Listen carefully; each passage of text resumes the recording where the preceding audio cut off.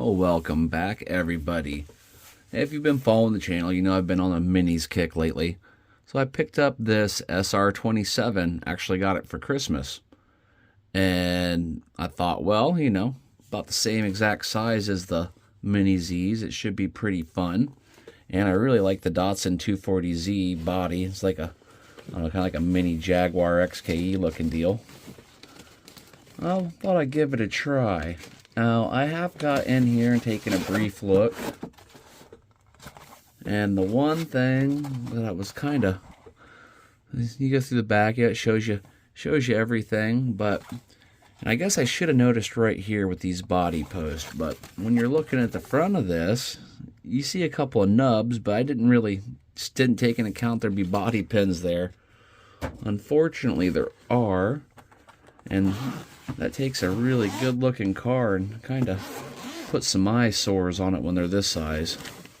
But here's everything you get in your box. You got your batteries up here, your instructions, and then you have your car, some more batteries here for the actual little car, and they give you batteries up here for the radio.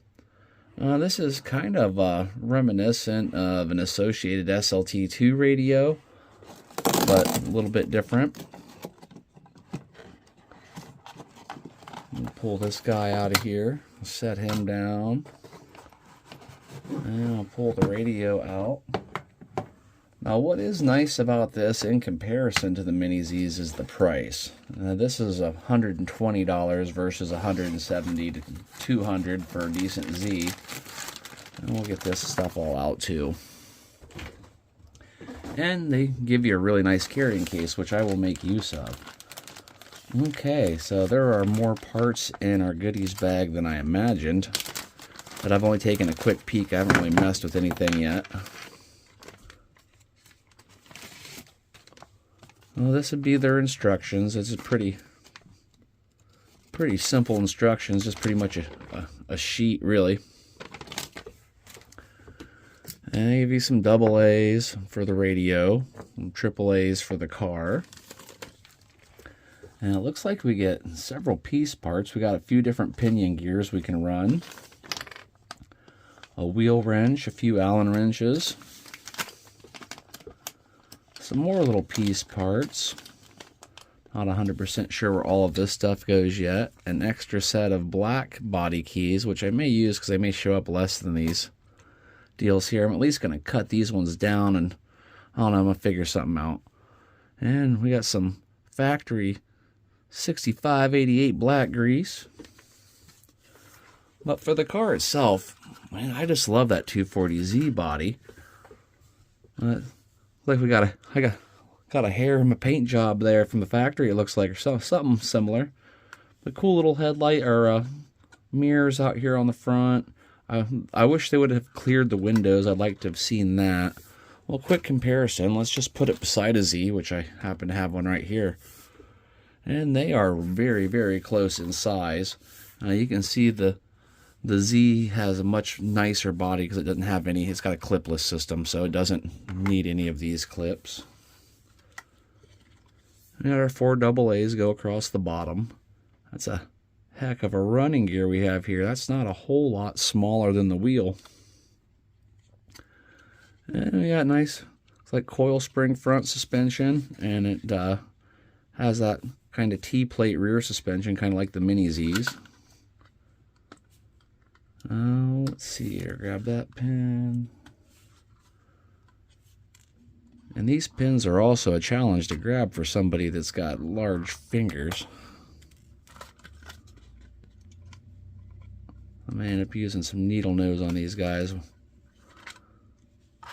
And here's what our underneath looks like. It's very reminiscent of a Z setup. I'm imagining you can probably plug some lights or something in there. Got our little shock there. Yeah, just pretty much a lot like the Z setup. Allows that to rotate back and forth on that T plate and then bounce up and down. And a little motor in the back. I'm kind of interested to see how this thing runs. So we're going to get some batteries put in it. And we'll get it out on my track and just see how it does going around the track. And I'll see what the associated version of a mini racer does around the straightaway and see how it handles the corners.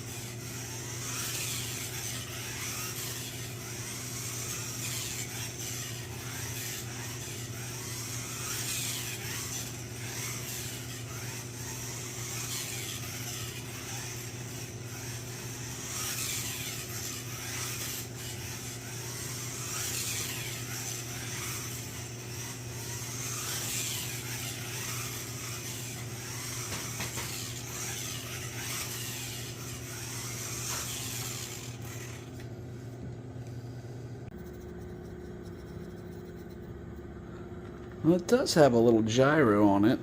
I tapped the wall and broke a mirror off already. But overall, it doesn't drive too horrible, actually, as you can see from the video. But that whole gyro in it threw me off for a second, because it doesn't always return to straight when it stops. See what I mean? So it leaves you, when you go to take off, you're just stuck driving into a wall. Well, I've put down about 200 laps, maybe a little more. Wanted to develop a good feeling for this car before we talked about it. And really quickly, I almost immediately broke one of my mirrors off. They just kind of hang off to the side a little too much, I think, there. But overall, it's got good power, good grip. The one thing that does get me is that gyroscope. Every once in a while, it'll turn to the one side and lock there. And then you'll have to take the radio and turn it back to finally get it to pop back. And then once you get it going again and start spinning, it seems to be okay. But it's for every once in a while, you'll start moving and it'll just lock over to one side or the other. Now, it does look like they've included a lot of options for pinions and motor mounts. And that could be interesting. I haven't messed with that yet. I thought I'd look in the instructions and see if there was a way to maybe dial that back a little bit on the gyro. And these are very basic instructions. So if so, I may have to do a little more research.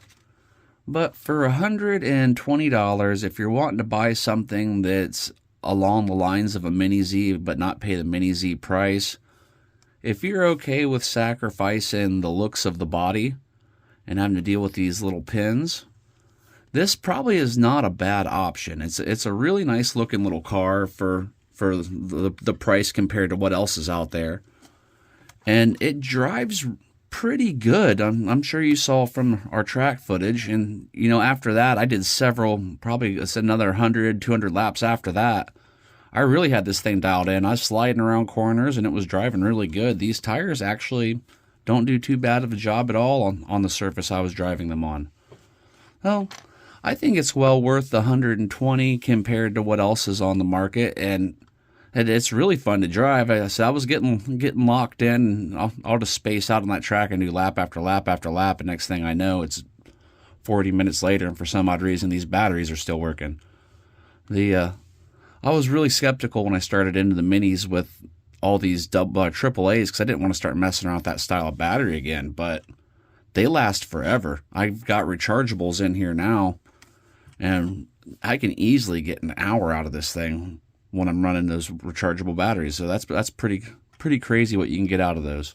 Didn't expect that. Well, thanks for watching. I hope you enjoyed what we've gone over. And said for the price, I don't think it's bad. You get a cool carrying case. The radio doesn't feel bad in the hand. They provide all the batteries. They give you a lot of different options for pinions, so you can adjust, you know, your amount of top end speed. And they give you a bunch of spare parts. You get a wrench, some spare body pegs or keys. So it's not. I don't think it's too bad at all. Well, thanks for watching, everybody. Hope you enjoyed it. Have a great day, and I really hope to see you on the next one.